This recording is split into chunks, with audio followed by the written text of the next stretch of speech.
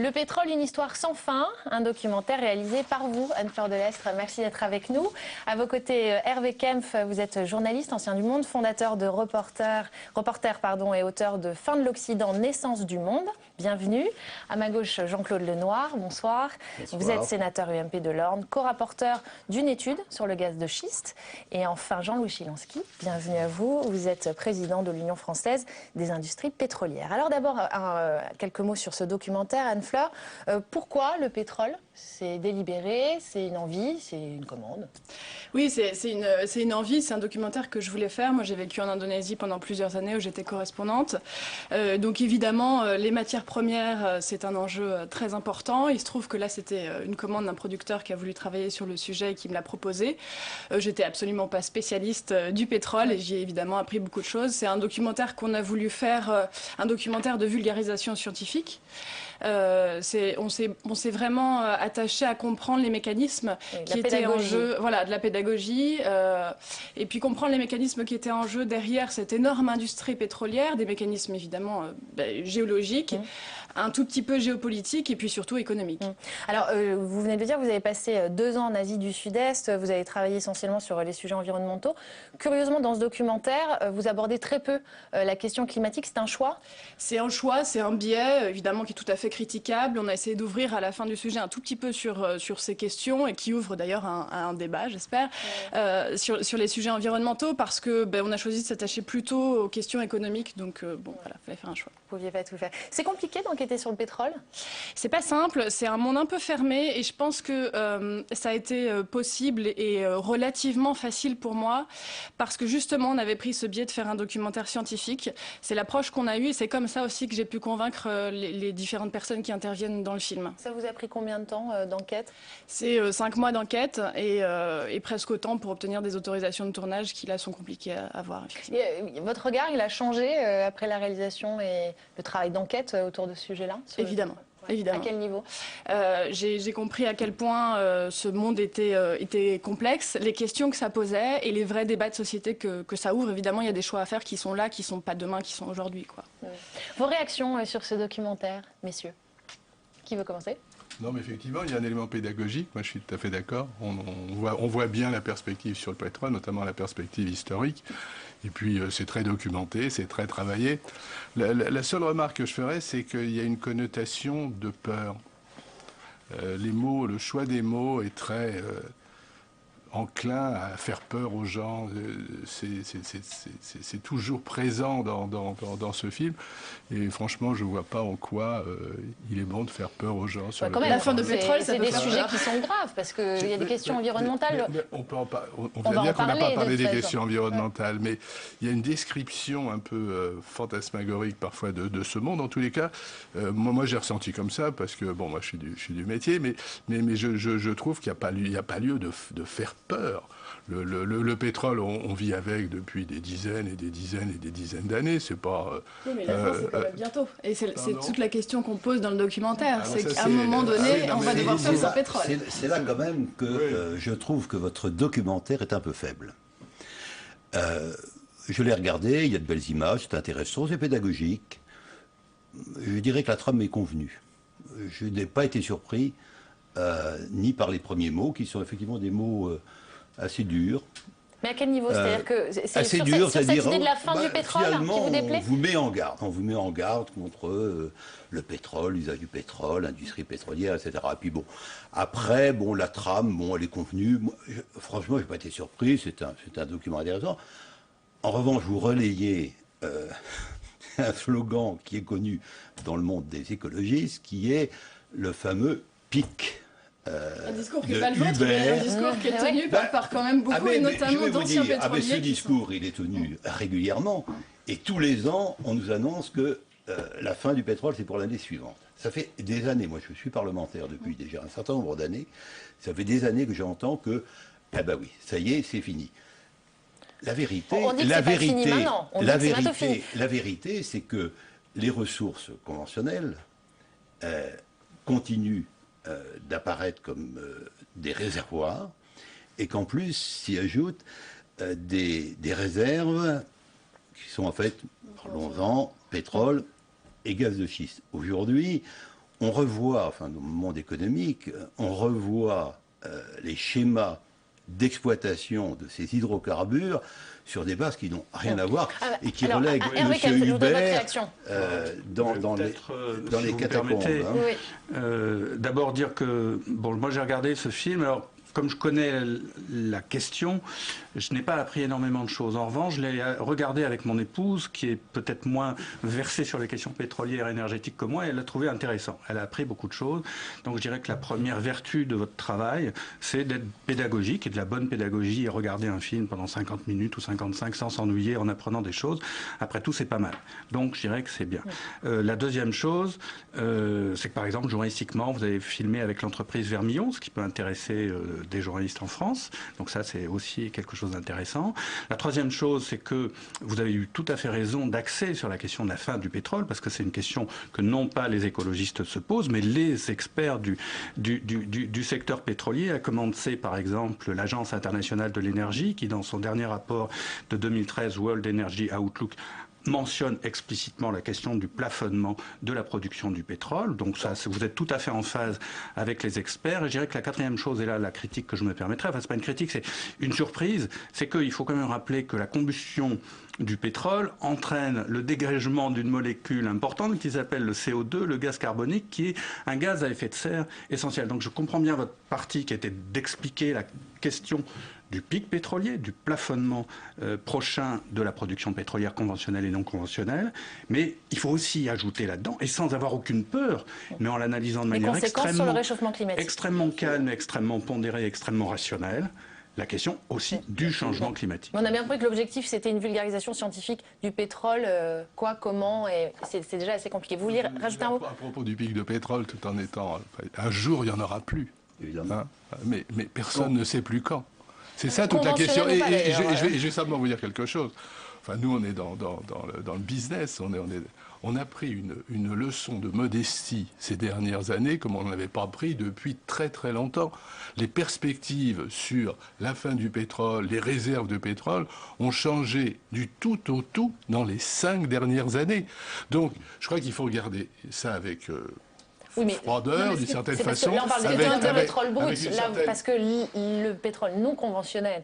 C'est du pétrole oui, mais c'est du brut. Oui, mais c'est ce qui a élargi aussi le champ de réflexion. Mais ça fait 50 ans, 70 ans que c'est ça. Donc, mais ça pose d'autres problématiques, on va y venir. Non, mais je ne dis pas le contraire, mais je veux dire, il faut, quand on regarde ces questions, il faut avoir une certaine modestie. C'est la seule chose que je dis, parce que la connaissance a beaucoup changé. Beaucoup de gens parlent aujourd'hui du pétrole, et notamment du pic. Ce sont des gens qui sont rassemblés au sein de l'ASPO, qui est l'Association for Study of Peak and Gas, l'association donc d'études du pic pétrolier. Et en fait, on se rend compte que ce sont beaucoup d'experts, et notamment énormément d'anciens responsables et directeurs des majors, anciens de Total, anciens de Shell, des gens qui ne parlaient pas avant et qui aujourd'hui parlent clairement du pic. Et moi, je les ai rencontrés, et j'ai pu notamment tourner grâce à eux dans pas mal d'endroits. Vous en connaissez sans doute certains. Oui, évidemment, je pense. Mais ça vous étonne que d'anciens collègues de l'industrie aient un autre discours aujourd'hui ? Quand on n'est plus dans le métier, c'est toujours agréable de parler de ce qui se passe. Je crois qu'il faut... Mais attendez, les faits. On ne parle pas d'une association ou d'une autre. Les faits, c'est qu'aujourd'hui, on ne voit plus du tout le pic, d'abord pic pétrolier, enfin il y a peu de gens qui en parlent, et en tous les cas, pas du tout dans les mêmes données, dans le même horizon que ce dont on parlait il y a 10 ans, il y a 20 ans, il y a 30 ans. L'objectif de cette c'est la seule chose que je crois qu'il faut continuer la pédagogie un petit peu, et on parle de pic pétrolier, ça ne veut pas dire que la production de pétrole va s'arrêter du jour au lendemain. Premier point. Donc, soyons clairs et ne pas dans l'exagération et la peur. Donc on parle de pic pétrolier, c'est une sorte de plafond de la production pétrolière, ce qui veut dire qu'au bout d'un certain niveau de pétrole, on ne pourra plus augmenter la production de pétrole à des coûts économiques acceptables. Ça, c'est le premier point. Cette théorie qui a été lancée par l'ASPO, comme vous l'avez rappelé, il y a à peu près une dizaine d'années, a progressivement largement pénétré l'industrie pétrolière et les experts pétroliers, qui ont plus de liberté pour parler peut-être qu'évidemment le secteur pétrolier et les producteurs pétroliers. Et ça, une fois de plus, la question du plafonnement est tout à fait attestée par des organismes comme l'Agence internationale de l'énergie ou d'autres experts. Là, je relisais un article de Pierre-René Bocquis que vous citez, votre article et beaucoup d'autres. Et la perspective est tout à fait discutée. En gros, on raisonne 2020, 2025, les plus pessimistes, je vous l'accorde, 2015, on est dans cet ordre d'horizon temporel, donc les choses sont tout à fait claires et bien documentées. Alors, je voudrais dire quand même deux choses. Il y a à la fois les réserves réelles qui sont estimées, et puis la production qu'on peut sortir du sous-sol. Et c'est-à-dire à quelles conditions économiques et financières. Tout à fait.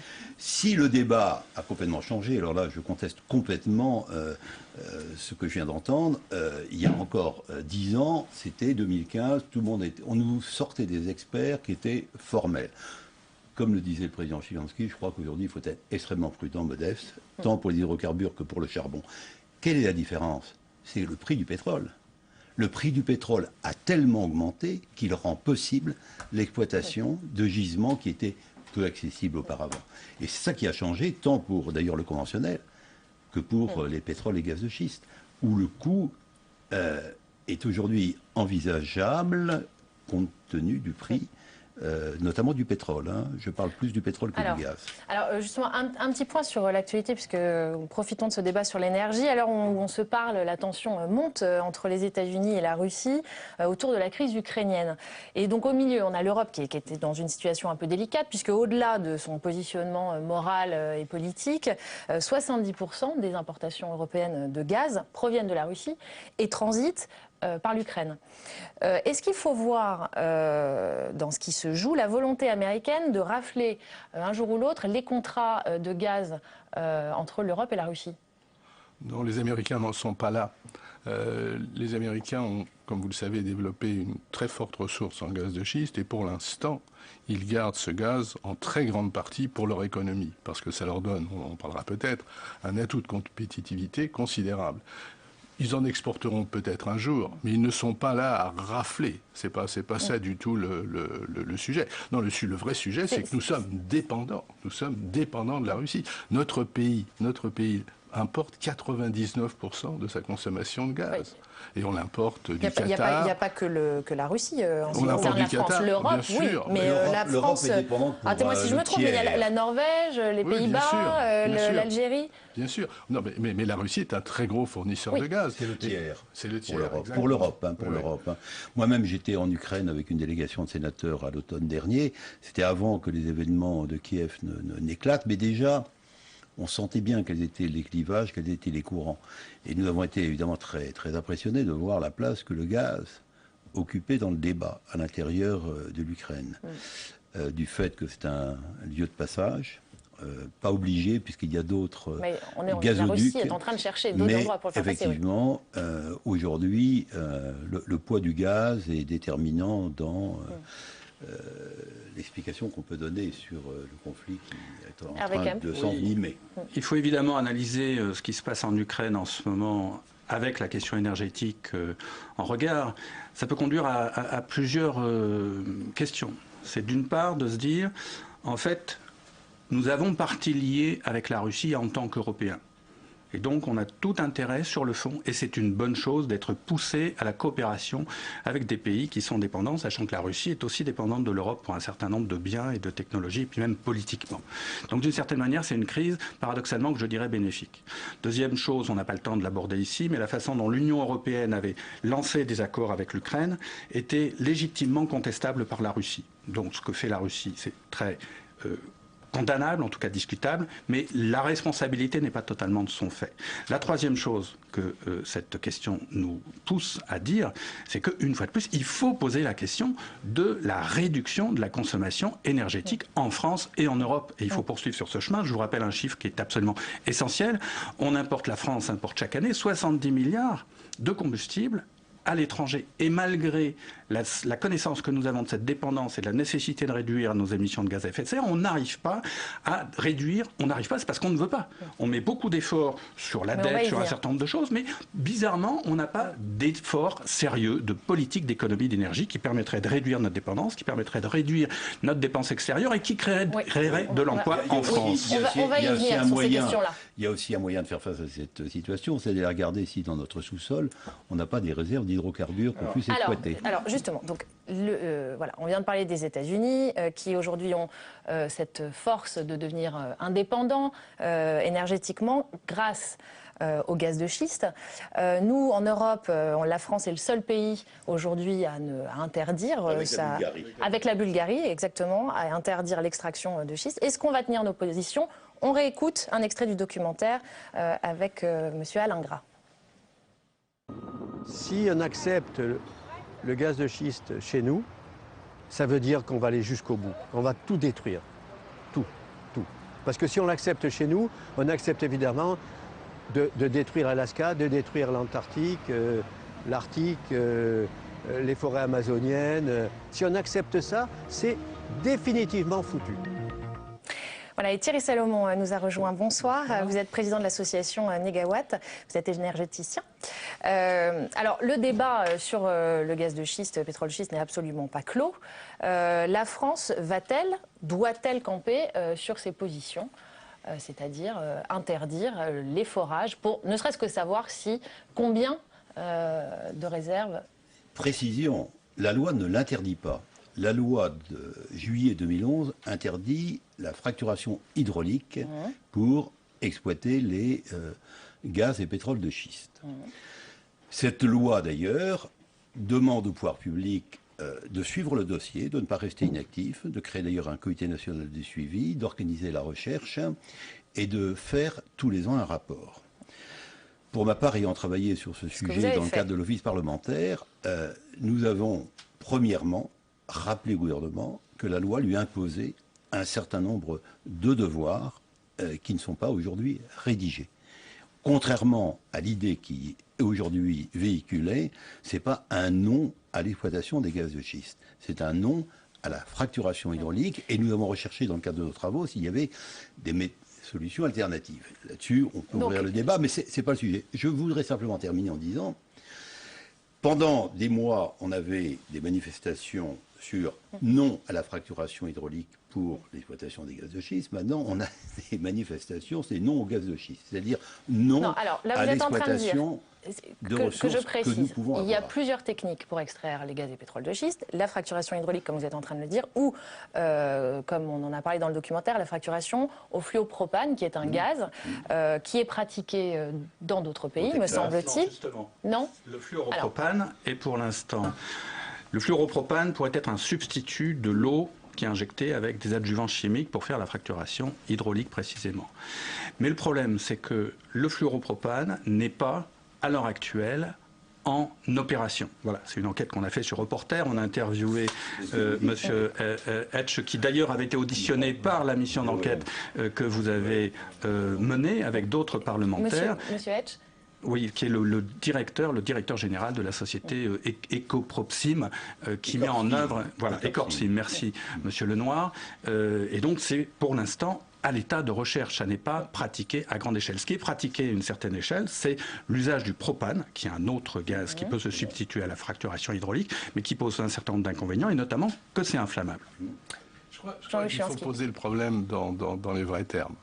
Tout à l'heure, on a dit qu'on importait 68 milliards d'hydrocarbures, 11 milliards de gaz, 57 milliards de pétrole. En ce qui concerne le gaz ou le pétrole, la question, elle est très simple. Tant qu'on n'aura pas diminué ou divisé par 10 notre consommation, ou 20, j'en sais rien, notre consommation de pétrole et de gaz, on l'importera. C'est-à-dire qu'on transférera de la richesse que nous produisons, nous, vers les pays producteurs, en particulier la Russie. Pas seulement, mais en particulier la Russie. Donc la question devant nous, elle est très simple. Tant qu'on n'aura pas diminué d'un facteur aujourd'hui inimaginable notre production de gaz et de pétrole, où on le produit, où on le produit, tout le monde est d'accord. Où on le produit, où on l'importe, où on l'importe, c'est un point d'accord. Où on l'importe, où on le produit chez nous, si on en a. Non, diminuer la part des énergies fossiles dans notre consommation d'énergie. C'est pas diminuer la consommation d'énergie. Attention. Ça peut diminuer aussi la consommation d'énergie. Ça veut dire la décroissance. Ça veut dire la décroissance. Non, ça veut dire qu'on va vers une société beaucoup plus écologique. écologique. Moi, je ne le partage pas. Thierry Salomon. Je crois qu'il y a une confusion qui est faite entre la consommation d'énergie et l'usage de l'énergie. On peut absolument avoir des usages de l'énergie, se chauffer par exemple après la rénovation d'un habitat, en ayant moins de consommation d'énergie et éventuellement, dans beaucoup de cas, un usage qui soit amélioré, c'est-à-dire un appartement qui soit moins dégradé par l'humidité. Qu'est-ce qu'on a à ce moment-là? Moins de consommation d'énergie et un gain à la fois sur le porte-monnaie des personnes, un gain sur la balance commerciale de notre pays, si l'appartement avant avait été chauffé par du pétrole, ou du fioul ou du gaz, et puis un gain pour la planète. Mais donc, ça, c'est beaucoup d'argent quand même, de repenser tout ça. Alors, on va y venir un peu plus tard dans le débat. Moi, je voudrais qu'on reste sur le schiste. C'est beaucoup d'argent, c'est un investissement. Et je pense qu'il faut regarder les investissements pas comme une dépense qui soit une dépense perdue, bien au contraire. Mais revenons sur les gaz et pétrole de schiste. Combien ça coûte d'extraire? Il y a des coûts extrêmement variés. Aux États-Unis, le coût d'extraction est de l'ordre de 4 $ par million de BTU. Donc c'est un coût qui est en gros la moitié du prix que nous avons aujourd'hui en Europe. Donc, mais cela dit, ça ne veut pas dire qu'en France, ce sera un coût comparable. Ça dépend des conditions d'exploitation, de la taille des réserves, de tout un tas de facteurs. Alors, mais c'est un coût aux États-Unis relativement bas. Alors aujourd'hui, les estimations, on estimerait à nos réserves de pétrole de schiste à 5 milliards de barils, arrêtez-moi si je me trompe. 5 000 milliards. 5 000 milliards de barils, et gaz 3 900 milliards de mètres cubes. Moi, attendez, je voudrais comprendre, sachant qu'on ne peut pas évaluer, puisqu'on ne peut pas forer, comment on peut savoir...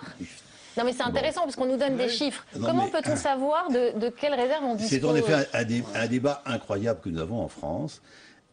Encore une fois, au départ, c'était non à la fracturation hydraulique pour les gaz de schiste. Maintenant, c'est non, c'était rappelé tout à l'heure à l'écran, non au gaz de schiste. C'est-à-dire on ne veut pas utiliser les hydrocarbures.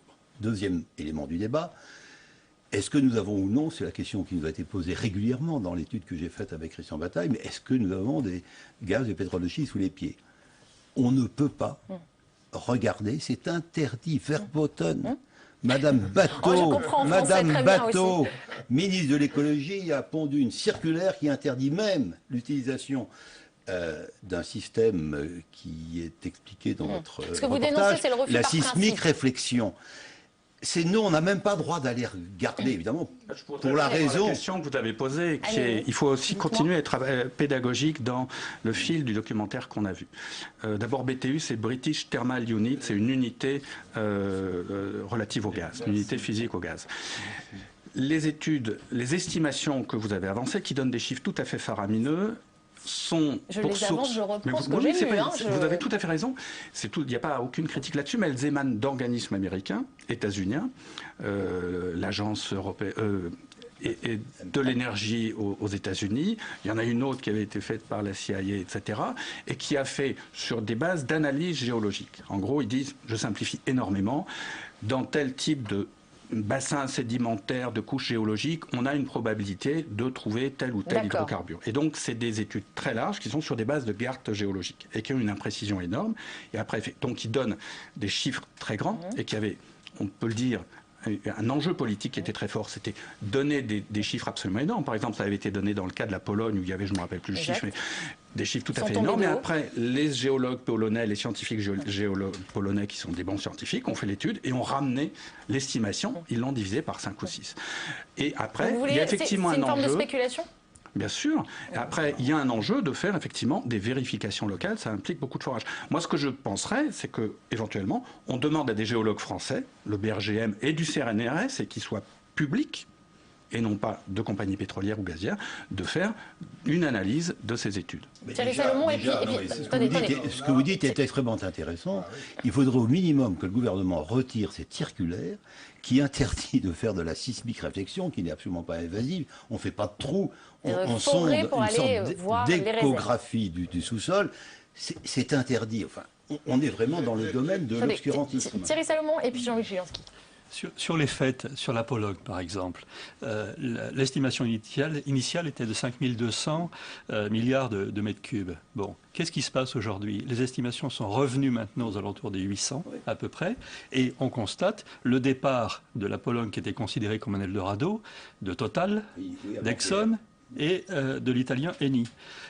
Donc, ça veut dire, si vous voulez, que ça n'est pas nécessairement un Eldorado. Qu'est-ce qui se passe? Il y a des endroits où, effectivement, il peut y avoir plus de gaz de schiste selon la géologie, mais pas à d'autres endroits. Non, beaucoup moins sur des rentabilités qui sont à ce moment-là très inférieures et pas suffisantes. Donc, dire qu'on est face à des réserves absolument formidables, ça n'est pas vrai. Et la deuxième chose qui est très différente de ce qui peut se passer aux États-Unis, c'est que l'on est dans notre pays face à une densité de population, face à des problèmes territoriaux qui font que lorsqu'on commence à analyser un peu les choses, eh bien, on pourrait être sur des niveaux qui seraient finalement non, mais là, vous êtes d'accord sur le point important, on peut quand même aller regarder ce qu'il y a sous les pieds. Je suis d'accord sur la méconnaissance complète qu'on a actuellement et sur le mirage que représentent des estimations de 5 000 milliards de mètres cubes. Pour les compagnies pétrolières, c'est très simple. Ce sont des questions d'arbitrage.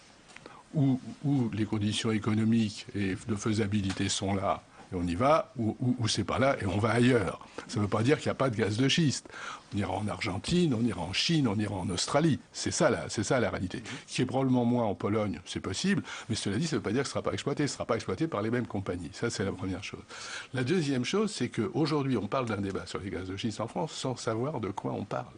On n'a aucune idée, enfin on a certaines idées du potentiel. Tant qu'on n'a pas vu de quoi il s'agit, c'est un débat purement académique. On le voit aux États-Unis quand même. Purement académique. Non, mais la réserve française. La réserve française, c'est un débat purement académique. Donc on se jette des chiffres à la figure. Ce qu'il faut voir, aller regarder. Il faut aller regarder. Il faut se rendre compte des quantités, voir dans quelles conditions ça pourrait être exploité. Et ensuite, on pourra dire on y va ou on n'y va pas. C'est quand même des risques. Rappelons-le. Les risques de ces forages, c'est une éventuelle pollution des nappes phréatiques, des sols fragilisés qui peuvent s'affaisser. Et puis, après, à terme, c'est le transport aussi. Il y a un impact sur le paysage qui est très important. Il faut aussi toujours le rappeler. Moi, j'avais été saisi parce que jusqu'alors, j'avais une connaissance livresque de la question du gaz de schiste. Puis j'ai eu l'occasion de faire un reportage dans le nord de la Pennsylvanie, qui est une région très belle, une très belle campagne, vallonnée, vraiment qui est beau. Enfin, si vous aimez la campagne, c'est un endroit très beau. Et puis, il y avait des installations de gaz de schiste. Et une installation de gaz de schiste, ça veut dire quoi? Ça veut dire une plateforme de forage, ça veut dire des tubes, ça veut dire des camions, ça veut dire un impact paysager extrêmement important. Et il faut rappeler, laissez-moi finir ma phrase, je ne serai pas long, je vous le promets, c'est que dans toute cette affaire, s'il y a eu un fort débat en France, c'est parce que les gens se sont rebellés, comme d'ailleurs ils se rebellent en Roumanie, comme ils se rebellent en Bulgarie, etc., ou en Pologne, à certains endroits, et parce que, notamment en Ardèche, en Lozère, dans la Drôme, qui sont des pays très beaux, où on commence à imaginer une autre forme de prospérité économique, on n'a pas envie d'avoir une industrialisation du paysage qui arrive avec des camions, avec des installations, avec des sortes d'usines, des plateformes bétonnées aux quatre coins de la campagne. Et ça, c'est un risque un problème qu'il ne faut jamais oublier. Je voudrais dire que si j'habitais dans l'Ardèche ou dans la Lozère, je serais au premier rang des manifestations compte tenu des images qui sont véhiculées, des arguments qui sont présentés. Entre ces arguments et la réalité, il y a quand même un abîme.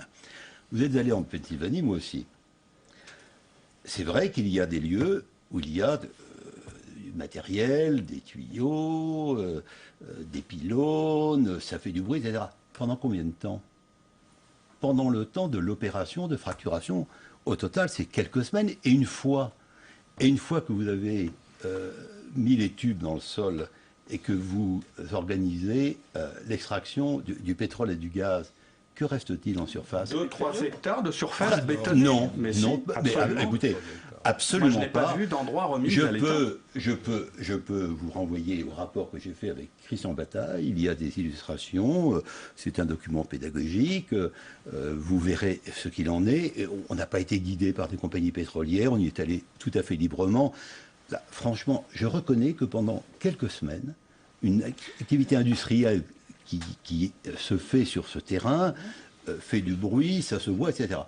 Après, je peux vous dire que les robinets que vous voyez émerger, y compris sur des terrains de golf, mais vous êtes en train de dire qu'on ne voit plus rien, quoi. Et puis après, ça revient à la... On voit peu de choses. On voit peu de choses. Des usines de concentration de gaz, parce que tout ça, c'est un réseau. Il faut imaginer des dizaines de plateformes, parce qu'à la différence du gaz ou du pétrole conventionnel, où vous faites, je simplifie, un trou et puis vous pomper dans une seule un grand réservoir, le gaz ou le pétrole de schiste, vous devez forer dans plein de petits réservoirs. Et donc, vous avez des installations partout. Alors, au moment du forage lui-même, vous avez raison, qui dure quelques semaines, il y a une grosse machine qui a été montrée dans le film, et qui après disparaît. Mais il n'empêche qu'il y a, mais j'ai jamais dit le contraire, qu'après, il reste des plateformes bétonnées, il reste des installations de production qui restent longtemps. Il y a de part en part des usines qui concentrent les différentes gaz pour les envoyer par des nouveaux gazoducs, parce qu'il faut faire tout un réseau de gazoducs pour rassembler ce gaz. Donc, on a un impact, je le maintiens, Monsieur Lenoir, pardonnez-moi, un impact paysager qui est extrêmement important. Toute activité industrielle a un impact.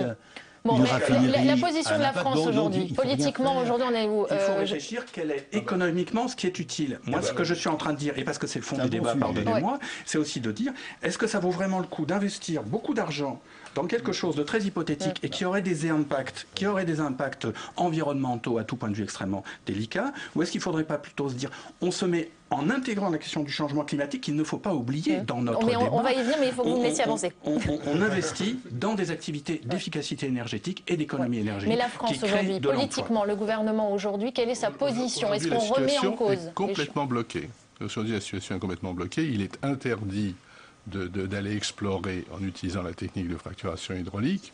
Et donc, on ne peut pas ça. Et même certains tribunaux ont interdit des forages verticaux tout à fait récemment. Donc, on ne peut absolument plus rien faire. Et la situation d'exploration est complètement bloquée. Donc, tant que cette situation sera bloquée, on ne pourra pas savoir de quoi on parle. Vous avez un gisement à lac qui a été exploité pendant à peu près 40 ans. S'il n'avait pas été exploité, qu'on le découvrait aujourd'hui. Je peux vous dire que les mêmes personnes vous diraient non au gaz de lac. Alors que pendant 40 ans, ça a été une réserve appréciée d'un point de vue économique. Alors, ce qui est certain, c'est qu'en attendant, les réserves de pétrole s'épuisent doucement, et même ces réserves-là aussi s'épuiseront aussi, puisque ce sont des réserves naturelles. La planète se réchauffe aussi, ça on le sait, donc il va falloir envisager d'autres choses, quoi qu'il en soit. On va réécouter l'analyse de Francis Perrin dans le documentaire. Le monde a intérêt à diversifier ses approvisionnements énergétiques et donc à s'organiser dès aujourd'hui, sans attendre la date du picole que personne ne connaît. Évidemment, lorsqu'on sera là, ce sera déjà trop tard. Donc commencer dès aujourd'hui à organiser le déclin délibéré du pétrole. Déclin voulant dire plus exactement la montée en puissance d'autres sources d'énergie, d'autres énergies fossiles, gaz et charbon, et des énergies également renouvelables, et dans certains cas l'énergie nucléaire. Alors dans l'ordre, comment penser à notre mix énergétique? Alors le charbon d'abord, c'est l'énergie fossile la plus polluante, le charbon, arrêtez-moi si je me trompe, ça représente à peu près 3/5 des émissions de CO2 dans le monde. D'ici 2015, les centrales françaises auront disparu de moitié. Et à côté de ça, en Europe et dans le monde, elles se multiplient. Notamment en Allemagne, qui atteint son record d'émissions de CO2 l'année dernière. Alors, quelle position nous, on doit tenir là-dessus? Et surtout, par quoi on remplace notre charbon? Je vous écoute, Thierry Salomon. On peut le remplacer, si vous voulez, il faut le remplacer par deux choses. La première, c'est pas un gisement de charbon, de gaz, de pétrole, c'est de creuser, de taper dans un formidable gisement qui est celui des économies d'énergie. Et là, il faut le faire par une double politique. D'une part, une politique de réflexion et d'intelligence sur notre consommation d'énergie, à la fois individuelle et collective, et en même temps aussi sur ce qu'on appelle l'efficacité énergétique, c'est-à-dire des meilleurs rendements, à la fois dans les appareillages, dans les chaînes de production, etc. Et toutes les études au niveau mondial montrent que ce gisement-là, c'est quasiment la moitié du problème.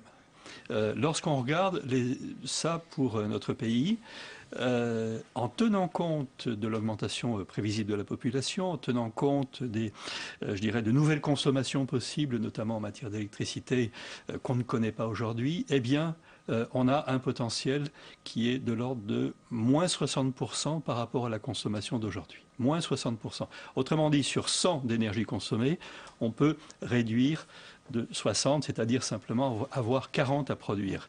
Et à ce moment-là, 40 à produire, on a dans notre pays un avantage extraordinaire. On a toutes les énergies renouvelables. Toutes les formes connues d'énergie renouvelable sont abondantes et c'est presque une exception Mais alors, est-ce que la France, en fait, elle ne représente pas grand-chose là-dedans? Parce qu'on le voit, l'Allemagne, elle continue dans sa foulée. Les pays émergents, n'en parlons pas. Hein. Je crois qu'il y a une centrale qui se construit en Chine tous les 10 jours, je crois. C'est des chiffres toutes les semaines. Charbon. De charbon, hein, de charbon. Donc voilà, nous, la France, on a beau faire des efforts dans tous les sens, et ça ne va pas changer grand-chose. Avant tout, ça doit être un débat européen. Si on ne se met pas au moins d'accord sur notre politique énergétique au niveau de l'Europe, qu'est-ce que ça peut changer, nous, de nous astreindre à des choses? Mais c'est pas s'astreindre une fois de plus. Ce n'est pas s'astreindre, c'est s'organiser pour faire face à une situation qui est concrète. Et pour éviter, comme on voit, les difficultés qui arrivent, on s'organise pour éviter ces difficultés et le faire au mieux. Une fois de plus, en économisant j'entends bien ce que vous me dites. Je vous dis, il n'y a pas que nous. Mais déjà, si nous on le fait, excusez-moi, mais si on économise parce que si nous on le fait, vous croyez que l'Allemagne est en train de le faire? Mais ils sont en train de le faire. Non, c'est une plaisanterie. Écoutez, l'Allemagne renonce au nucléaire et construit des centrales charbon, exploite ses réserves de mines, qui a vraiment le charbon le plus poussiéreux, le plus polluant. Et on voudrait aujourd'hui nous expliquer que le modèle, c'est l'Allemagne. Je ne dis pas que c'est le modèle, mais que tous en Europe, la situation s'aggrave. À avoir une si politique les Allemands de transition énergétique, en France dire non à c'est pas ce qu'on a dit, mais c'est vrai qu'il y a un peu de poids de mesure. Nous allons envoyer des Français dire non au CO2 qui vient de l'Allemagne. Le CO2 allemand, qui a provoqué d'ailleurs des dégâts considérables sur les forêts, les pluies acides, on n'en parle plus du tout, etc. Mais malheureusement, le CO2 allemand, il est pour tout le monde, y compris pour nous. Et donc, moi, je conteste fortement l'évolution de la politique allemande aujourd'hui. Mais regardez les statistiques sur l'Allemagne. Vous avez depuis 20 ans une baisse qui est tout à fait considérable de l'ensemble des émissions de CO2. Il n'y a simplement que l'année dernière que les émissions ont augmenté de l'ordre de 1%. Donc arrêtons de dire, si vous voulez, en étant extrêmement anxiogène, que derrière on est sur une sorte de cataclysme allemand. Cher monsieur, je me permets de vous rappeler est en train de développer 6 fois plus de CO2 en Allemagne qu'en France. Ils partent d'extrêmement loin et vous savez bien que derrière, il a fallu réintégrer aussi l'Allemagne de l'Est qui avait derrière des centrales qui étaient de très mauvaises. Tout le problème, c'est le timing, enfin le calendrier de cette affaire-là. On rêve d'un monde idéal. C'est vrai, il faut faire des économies d'énergie, mais dans l'immédiat, dans les 10 ans qui viennent, qu'est-ce qui se passe? Les Allemands, effectivement, ils ferment des centrales nucléaires et ils font comment leur électricité? Eh bien, ils importent du charbon américain. Ils importent du charbon américain qui est poussé par le gaz de schiste. C'est aussi simple que ça. Oui, parce qu'en fait, ce que vous voulez dire, vous me dites si je me trompe, pour expliquer, c'est qu'en gros, le gaz de schiste a fait baisser les prix. Donc, absolument, les producteurs de charbon américains bradent leurs marchandises vers l'Europe. Et l'Europe se saisit de ce charbon qui lui coûte encore moins cher qu'avant. Ben voilà, exactement. Et en France même, aujourd'hui, on ferme des centrales à gaz. On ferme des centrales à gaz modernes pour les faire tourner au charbon. C'est-à-dire qu'on marche sur la tête, vraiment, on marche sur la tête. Attendez, on marche sur la tête. Mais non, c'est pas un problème de régulation. C'est simplement parce qu'on n'est pas dans le timing, on n'est pas dans le calendrier. Qui fait la régulation de la demande, là? Vous êtes en train de parler de régulation de quoi? Il n'y a pas, par exemple, le marché du carbone, actuellement, fonctionne extrêmement mal. On est sur un prix extrêmement bas. À partir du moment où vous avez un prix qui serait un prix acceptable au niveau du carbone, c'est-à-dire de l'ordre de 30 € par exemple la tonne, voire plus, eh bien, automatiquement, on va avoir une régulation économique qui va fonctionner. Et les centrales charbon dont vous parlez vont fermer à ce moment-là. Alors, je voudrais qu'on avance, le temps passe, je voudrais qu'on parle des énergies renouvelables, Monsieur Lenoir. J'aimerais qu'on fasse le point sur les énergies renouvelables un peu. Le solaire, est-ce que le solaire devient compétitif? Oui ou non? Est-ce que... La réponse est complètement oui. La réponse est oui. Le solaire photovoltaïque, c'est-à-dire sur la production d'électricité, les prix ont baissé de façon tout à fait étonnante. Et on est maintenant à quelques années, en France, de ce qu'on appelle la parité réseau, c'est-à-dire la possibilité de produire sur une toiture à un prix qui est celui de l'achat au niveau du réseau. Ça pose un certain nombre de problèmes qui sont bien entendu ceux de la distribution, du transport, etc. Et derrière, il faut avoir un réseau qui soit plus intelligent aujourd'hui. On a développé un réseau qui est un réseau pyramidal à partir d'environ 200 grands centrales de production. On va demain vers un réseau Internet pour simplifier, c'est-à-dire un réseau sur lequel les gens seront à la fois producteurs et consommateurs. Il faut faire les énergies renouvelables, c'est pas la question, mais il faut les faire là aussi dans le bon calendrier. Aujourd'hui, dire que c'est à parité, c'est pas vrai. Ou alors on supprime les subventions et puis on voit ce qui se passe. Et puis d'autre part, il faut pas faire croire qu'il y a des solutions miracles. Il n'y a pas de solution miracle dans cette affaire-là. Le photovoltaïque, ça se fait pas par l'esprit pas par le Saint-Esprit. Il faut du verre, il faut du sable, il faut des matériaux, il faut les construire. Ensuite, il faut les renouveler. C'est pas quelque chose qui se fait comme ça. Donc, bien sûr qu'il faut en faire. Bien sûr qu'il faut trouver des alternatives au pétrole et au gaz. Un jour, il n'y en aura plus. Mais il faut le faire de façon raisonnée et pas au nom d'une idéologie. Alors, comme il nous reste peu de temps, est-ce qu'il y a un mix idéal selon vous, quel serait le mix énergétique idéal pour que tout le monde s'accorde? Alors, je vais être très clair. Alors, chacun brièvement, après, vous pourrez réagir par rapport à ce que il nous reste j'ai 3 minutes. Premièrement, il faut un ruban, c'est-à-dire une base. On sait que de toute façon, en électricité, je ne parle ici que d'électricité, il faut assurer 70 à 75% de fourniture. C'est ce qu'on appelle le ruban. Après, il faut gérer la dentelle. Et c'est là que, alors pour moi, le ruban, on parlait que de l'électricité qui est 20% du problème. Non, c'est 50% de la consommation d'énergie. Donc, et à l'intérieur, le nucléaire a évidemment toute sa place. C'est le nucléaire qui peut assurer la base. Après, il y a évidemment une marge importante dans laquelle il y a évidemment la place au renouvelable. Il faut dire d'ailleurs qu'en France, on n'est pas les derniers élèves de l'Europe. Hein. D'abord, il y a l'hydraulique qui représente une partie importante.